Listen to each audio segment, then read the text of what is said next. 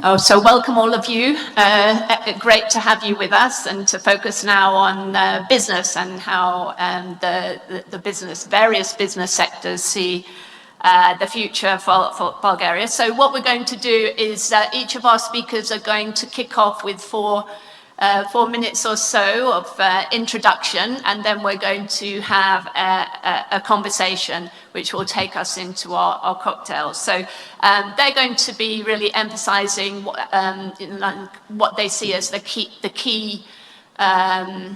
most important issues and priorities for their sectors, and maybe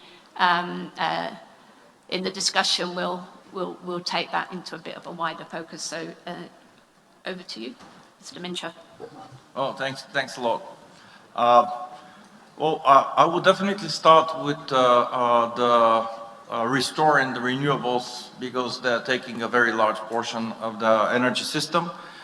It seems that we have been probably at around 20% last year of renewables, but with 9 gigs of battery energy storage systems that are going to be deployed, we are going to be taking the leading role compared to the neighboring markets. We are still lagging behind in wind and a bit of solar compared to Greece and even to Romania in wind. But obviously the renewables are becoming quite an important area in terms of economic development. Why? Because the average price per megawatt hour, as well as the productivity of both the battery energy storage systems and the productivity of the solar panels has increased while the price has decreased, which is obviously creating a much better return on investment. And that is now that we still have fairly high energy cost, which is obviously an opportunity to gain the ability for the economy to be more competitive once these assets are being deployed, which of course is now leading to the next topic of how do you utilize this energy. And that's the reason there is so much interest into potential data center developments, which I believe that might be an area of interest for us, especially as a business. And we see that it's a very important area. In terms of our own collaboration with a local company that has created the first battery energy storage system according to the Net Zero Investment Act of Europe, and the first only European product, we are collaborating and we are working. We are very proud to be the first master service partner of this company and to be deploying the first projects around our country, but we're having a pipeline across Europe. So we're seeing that as a potential, due to the modularity of the system, to create distributed energy, which is currently not available because mostly it's in very large centralized park.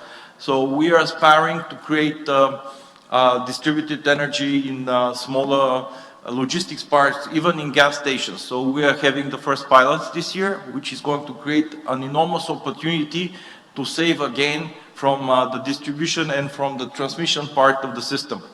So for us, it's a very interesting period in terms of trying to work on how this is going to be fitting in the digitalization of the energy system in order to create these assets and deploy them in a very smart manner in order to be able to bridge the gap in terms of demand and supply, and to utilize what volatility is bringing up. Because currently around 90% of the trading is happening across Europe, and that's another very big area for Bulgaria. Is going to be the future connection and increased connectivity towards the region in the pan-European energy network.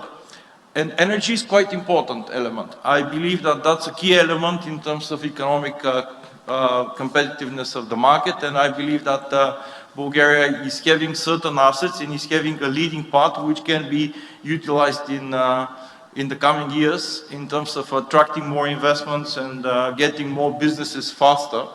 And the only piece that is missing is how to get faster permits. So how to digitalize the interaction between the business and the government. So if we resolve this issue, we're going to, I guess, see part of it.